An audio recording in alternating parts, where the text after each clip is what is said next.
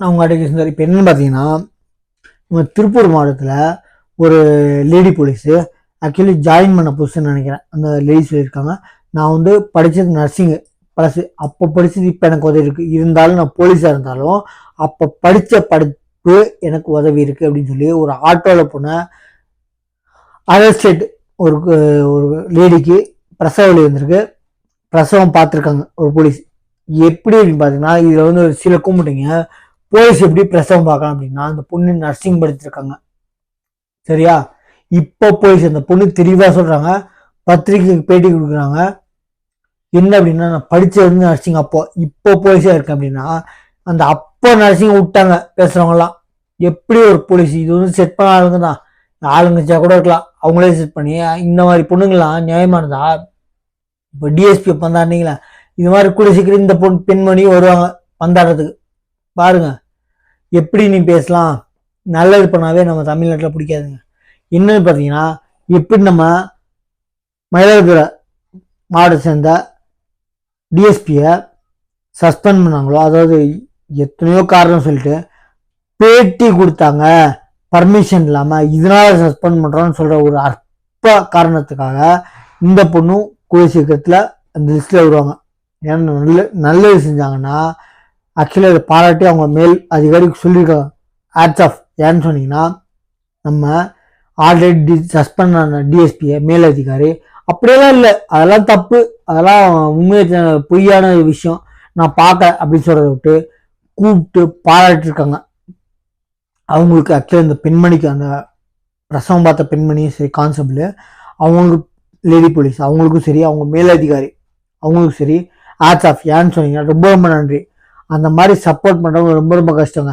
ஏன்னு சொன்னீங்கன்னா, உங்களை நீங்கள் ஆக்சுவலி சம்பளம் வந்து கவர்மெண்ட்டில் வாங்குறீங்க, ஆனால் உங்களுக்கு வேலை சொல்கிறது வந்து கவர்மெண்ட் இல்லை, அதாவது அரசாங்க ஆளுங்க. யாருன்னு பார்த்தீங்கன்னா அரசியல்வாதிங்க.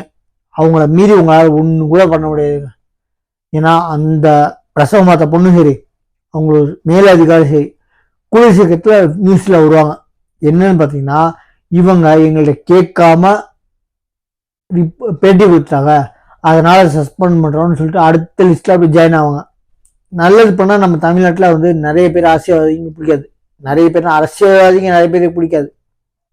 அது இப்போ காலம் வச்சு எப்போ வந்த புதுசில் கட்சிக்கு ஆட்சிக்கு வந்த உடனே அன்னைக்கு அம்மாவை ஒன்று இருந்துச்சு, அதுலேருந்து அம்மா ஃபோட்டோ தூக்கி அடித்தாங்க.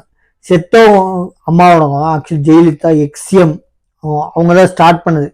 ஸ்டார்ட் பண்ணவங்க கலைஞர் ஃபோட்டோ எந்த இடத்துலையுமே இல்லையா. எழுதாத பெண்ணை எவ்வளோ கோடிக்கு நட்டிங்க. அப்போ ஆக்சுவலி அவர் என்ன சொல்றாரு, எடுக்காதீங்க. ஒரு பேட்டி கொடுத்தாரு, ஆக்சுவலி எந்த ஒரு அடிப்படையும் அந்த மாதிரி ஃபோட்டோ எடுக்காதீங்க, அதை மிஞ்சிட்டீங்க. யாரும் சிஎம் மேயர் பிரியா கிட்ட இப்போ ஏன் அம்மா குணம் ஒருத்த சில இடத்துல பல இடத்துல மூடிட்டீங்க, சில இடத்துல பல இடத்துல மூடிட்டீங்கன்னா அதில் லாபம் இல்லைன்னா, லாபம் சம்பாதிக்கிற ஸ்டார்ட் பண்ணல அம்மாவோட. ஏழை மக்கள் கஷ்டப்படுறாங்க, அவங்களால